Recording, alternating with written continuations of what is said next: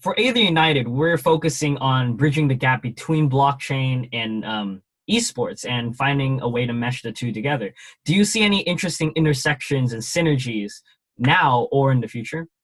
Yeah, absolutely. So this is definitely an area where blockchain can really thrive and provide some interesting new opportunities. So the ability for fans to directly interact with a team and make decisions through the voting mechanisms that I was just talking about, being able to really engage at a level that it just wasn't possible before. There was no real mechanism for for enabling this type of user engagement.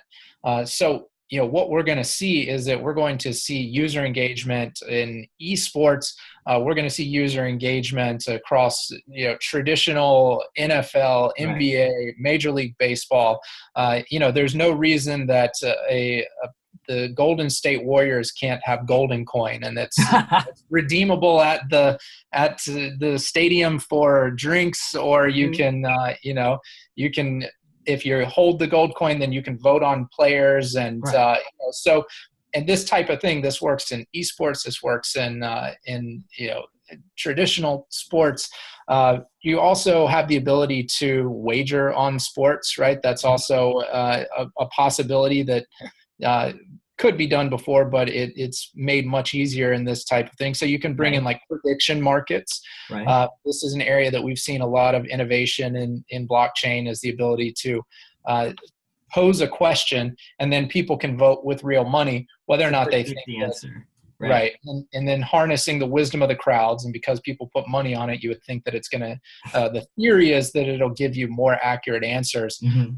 But the user engagement is the one that I would say is the most exciting, Right. and is the greatest. It's going to be pretty cool to be a part of.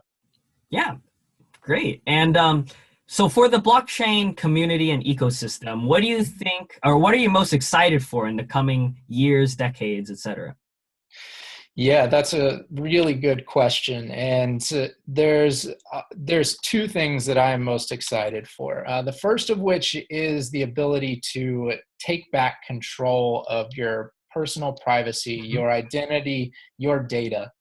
Moving into a decentralized world like we are rapidly going towards, it gives us new tools to enjoy the same types of platforms that we've had in the past, including Facebook and Twitter and Uber and all of these wonderful value-adding platforms that we have, except that we've had to it's a Faustian bargain. We've had to give them our privacy, give them our data and our information in order to use the platform. In a decentralized model where you have a token that manages all of this, and that token represents the value, and that token is the fuel that runs it, it changes the dynamic, and it gives us, the users, control again over our information and our data, and we can selectively decide what it is that we want to share with advertisers or third parties. And so that's the first thing that I'm really excited for. The second one is that there are 3.5 billion people in this world who are unbanked or underbanked. 3.5 is probably a conservative number. And this is because people either don't have access to traditional financial systems, because they either don't have enough money, so they're not profitable enough to be served, or they're considered high risk, or they don't have government issued ID. What this technology enables, because it is open, permissionless, borderless, means that anybody in the world has the ability to access the same level of financial instruments that we in the first world enjoy. And we are going to see a level of poverty reduction unlike anything that we have seen in our lifetime. And so for me, seeing how this technology, it has the ability and is starting to positively impact the lives of billions of the people around the world, is really motivating. It gives me a purpose for being a part of it, because once people have financial security and they have financial inclusion, then they have an ability to truly discover themselves and contribute to the world as a whole.